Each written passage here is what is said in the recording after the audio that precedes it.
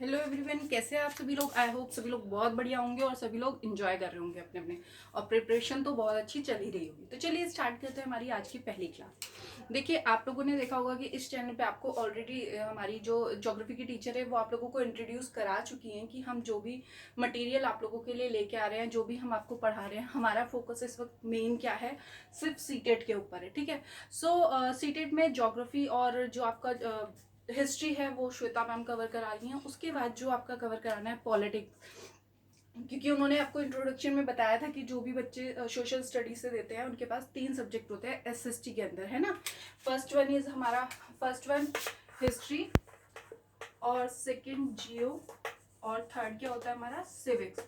जिसमें से हमारा जो रेशियो रहता है एग्जामिनर, जो हमारे पैटर्न चेंज आने लग गया है, ऐसा होता है। देखो, सीटेट ने ना अपने आप को बहुत बहुत मॉडिफाई कर लिया है। ठीक है।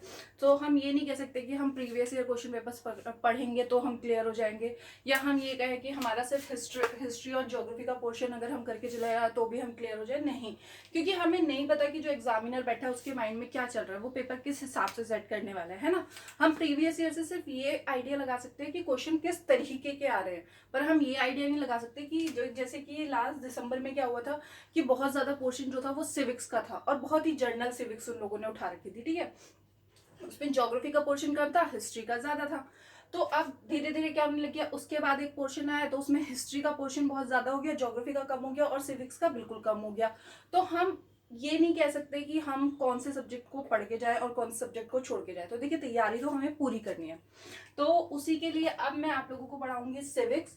बाकी आपको श्वेता मैम इंट्रोड्यूस करा चुकी है कि आपका ज्योग्राफी और हिस्ट्री वो कराएंगी, सिविक्स में करा देती। तो देखिए, आज की जो मेरी क्लास होगी उसके अंदर मैं सिर्फ और सिर्फ आपको इंट्रोडक्शन देने वाली हूँ कि सबसे पहले, जैसे उन्होंने भी आपको बोला था और आप देखेंगे कि आप सभी को पता है कि पढ़ना हमें एनसीईआरटी है। एनसीईआरटी मतलब कि हमारा, आप सीटेट देने के लिए जा रहे हो ना, या फिर आप कोई भी एग्जाम देने जा रहे हो, तो फिर उसमें हमारी सिर्फ एनसीईआरटी ही सबसे जो होती है बेस्ट होती है। आपको एनसीईआरटी का क्या होगा, जो भी करना है एनसीईआरटी,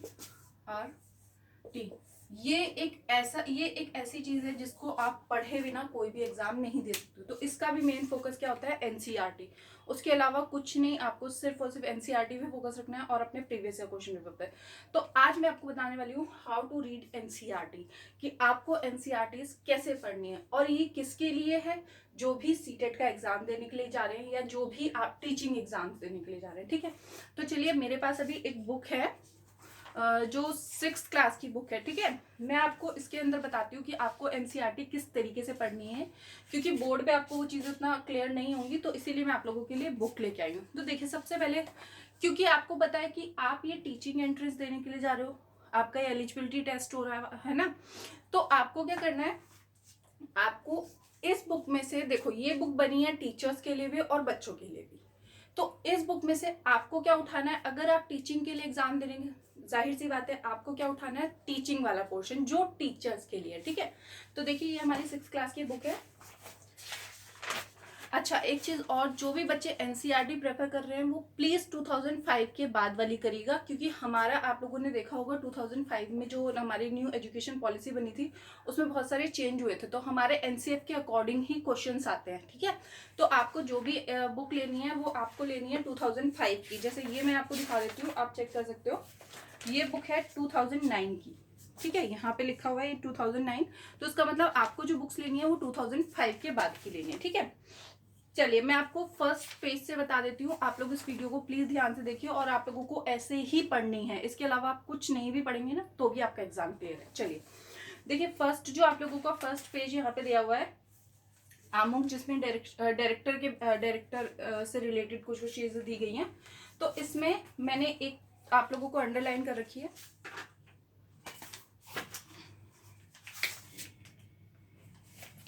ये देखिए यहाँ पे एक लाइन दी गई है, प्रस्तुत पुस्तक की रचना पाठ्यक्रम 2005 के अनुरूप की गई है। इसका मतलब कि 2005 यानी कि आपका एनसीएफ, तो आपको एनसीएफ कहीं से भी अलग पढ़ने की जरूरत नहीं पड़ेगी अगर आप इन बुक्स को कर लेते हो ना। आपकी सारी पेडागोजी इसी के अंदर होती है, मतलब 6th 7th 8th तीनों बुक्स के अंदर से अगर आप पढ़ोगे ना तो आपकी पेडागोजी यहीं से कवर है, आपको कहीं और जाने की जरूरत ही नहीं है। ठीक है। चलिए, फर्स्ट इंपॉर्टेंट थिंग। सेकंड देखिए, अब ये गलती हम सब लोग करते हैं कि हम लोग फर्स्ट चैप्टर से पढ़ना स्टार्ट कर देते हैं, लेकिन हम लोग नहीं समझते कि उसमें कंटेंट क्या है और हमें क्या पढ़ना है, हमें पढ़नी कैसे है बुक। तो अब देखिए, अब यहाँ पे हमारी किताब कैसे इस्तेमाल करें, ये पॉइंट्स दिया गया है।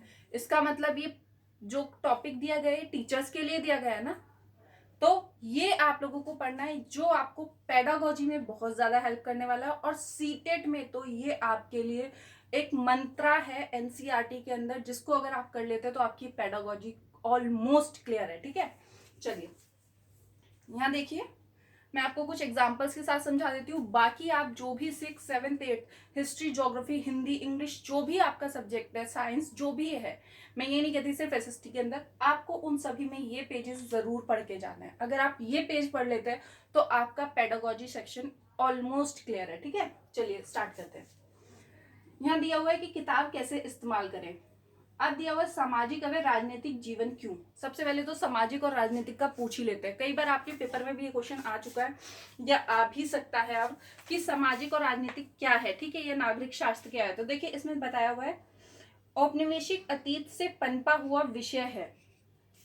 ये हमारे जो इतिहास है उसी से एक निकला हुआ सब्जेक्ट है नागरिक शास्त्र या हमारा सिविक्स। तो कई बार पूछ लेते हैं कि नागरिक शास्त्र अलग है या ये किसकी शाखा है, तो आपको ये चीज मिल गया आंसर। तो आपको इसी तरीके से यहाँ पे सारे आंसर्स मिलेंगे। उसके बाद देखिए आपको सामाजिक एवं राजनीतिक जीवन किस तरह अलग है। यहाँ समझते हैं कि यहाँ पे क्या किस तरीके से वो आप यहाँ पे देखिए, ये जो आपको दिया गया है ना, इसके अंदर सिर्फ आपको ये समझाया गया है कि टीचर अपने बच्चों को किस तरीके से पढ़ाए या टीचर की मेंटेलिटी कैसी होनी चाहिए, या ये जो चैप्टर्स दिए गए क्या कॉन्सेप्ट क्लियर लेके कॉन्सेप्ट के साथ आपको इन चैप्टर्स को पढ़ना है या पढ़ाना है। ठीक है, देखिए ठोस अनुभवों के माध्यम से अच्छी तरह से सीखते हैं। इसका मतलब बच्चे क्या करते हैं, बच्चे ठोस अनुभवों के माध्यम से, एक्सपीरियंस आपने देखा होगा, आपने बहुत जगह सुना होगा। ये कुछ कीवर्ड्स है जो हम आपको लास्ट में कराएंगे, कि जिन कीवर्ड्स को अगर आपको आंसर में वो कीवर्ड्स मिल जाते हैं ना, तो समझ लो कि आपका आंसर वही ठीक है। जैसे मैम ने बताया था कि आपको जहां पे भी नॉट आ गया या जहां पे 2 चीजें दे दी, वो चीजें कभी नहीं हो सकती।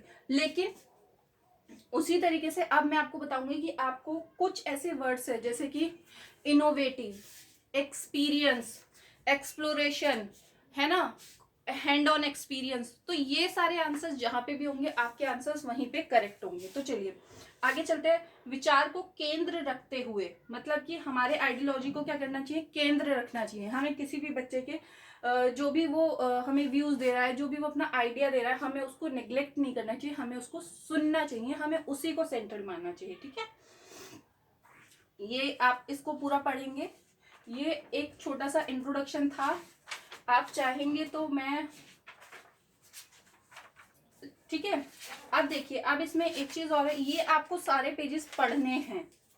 ठीक है, चलिए नेक्स्ट है सोचने के लिए प्रेरित करें और परिभाषा कम से कम दें। मतलब कि बच्चे को सोचने के लिए बहुत ज्यादा प्रोत्साहित करें कि बेटा आप सोचो, लेकिन उन्हें रट्टाफिकेशन वाली चीजें कम कराएं, कि आप उनको बोल दो कि बेटा ये डेफिनेशन याद कर लो और तुम्हारा तो हो गया। नहीं, आपको क्या करना है, आपको बच्चे को दिमाग लगाने देना है, आपको बच्चे को फ्री छोड़ देना है कि बेटा तुम्हें सोचना है कि ये कैसे होगा और कैसे नहीं होना। ठीक है, चलिए उसके बाद अनुभवों को लेकर कक्षा में आता है। बच्चा क्या है, कई बार ये क्वेश्चन आप लोगों के सामने आएगा, सिर्फ सीटेट में नहीं अदर एग्जाम में भी, कि बच्चा जब क्लास के अंदर आता है तो वो क्या खाली दिमाग लेके आता है या वो बिल्कुल ब्लैंक माइंड आता है। नहीं, वो अपने साथ क्या करता है, कुछ प्रीवियस एक्सपीरियंसेस लेके आता है जो उसने अपनी लाइफ में सीखे होते हैं स्कूल आने से पहले। ठीक है, तो आपका ये पूरा एक तरीके से क्या है, आपका ये पूरा एनसीएफ यहाँ पे कवर अप किया हुआ है, इन्होंने समरी दी हुई है हर चैप्टर के हिसाब से। ठीक है, अब देखो बच्चे को परिस्थिति की कल्पना करानी है। ठीक है, ताकि वो उस सिचुएशन को समझ सके, उसे एक्सपीरियंस करे।